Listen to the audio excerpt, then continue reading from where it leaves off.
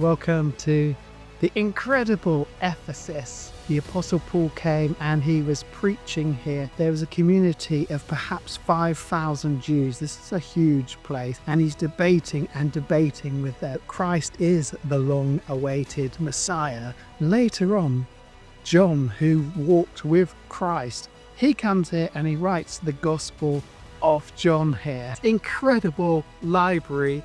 Unfortunately, Paul would have never seen this because this came up after him. The library would have had something like 12,000 manuscripts. Everything is lost. Just over here is where Paul would have taught at the school of Tyrannus. It's just over there, just up the steps there.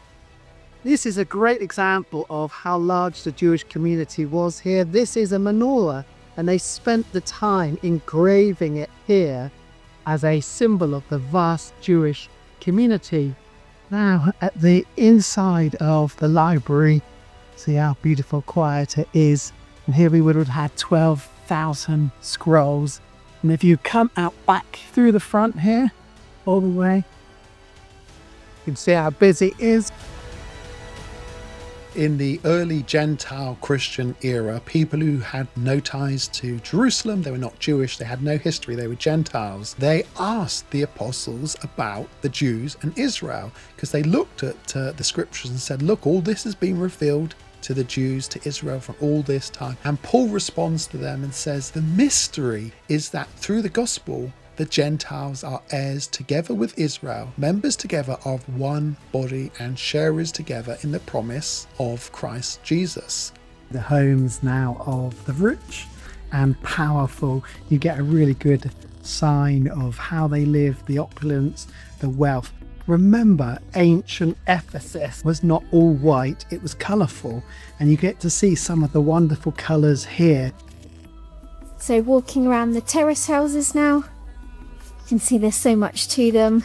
It's quite ornate. You've got layer upon layer of decoration. There's quite a lot to see. There's loads of ancient mosaics. You can see it all sort of behind us. It's quite vast and they've put it under this big covering. What's amazing to see is the opulence, and you can still see all the colours from the original. And if you look up here, a lot of it has been preserved and still remains very well to this day. Paul is preaching to the rich and the poor. And people respond from every aspect of life. But this is an area that's been marked out for special preservation. And it's nice and quiet outside. It's boiling hot now, so it's quite nice to come into the shade. Fantastic illustrations here of how beautiful and colourful Ephesus was. The old houses, the houses of the rich.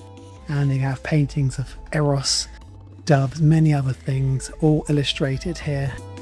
The terrace houses, you can see layer upon layer of all these different mosaics and ornate decorations. There's just so much to it, and it's all still been preserved. Originally there was a cemetery down there. Then the Romans built this up and made this the luxury area. Then by the time of the Christian Byzantine Empire, they rebuilt upon the ancient ruins. So you have a layer upon layers of different periods, but like a cake, when you cut it into, you get to see all the different layers. That's the same in archaeology. You'll see all the different layers and all the different generations. The history of the early church is inseparable from its Jewish foundations. Following the death and resurrection of Jesus, the gospel spread rapidly through Jewish communities across the Roman Empire. These first believers did not see themselves as starting a new religion, but as the faithful remnant of Israel who recognized that their long-awaited Messiah had finally arrived. The very title we use for Jesus today is rooted in this Jewish expectation. In Hebrew, the term Mashiach literally means the anointed one. When the Hebrew scriptures were translated into Greek, every instance of Mashiach was rendered as Christos. In the New Testament, this became Christ. Therefore, when we say Jesus Christ, we are simply saying Jesus, the Anointed One, or Jesus, the Messiah.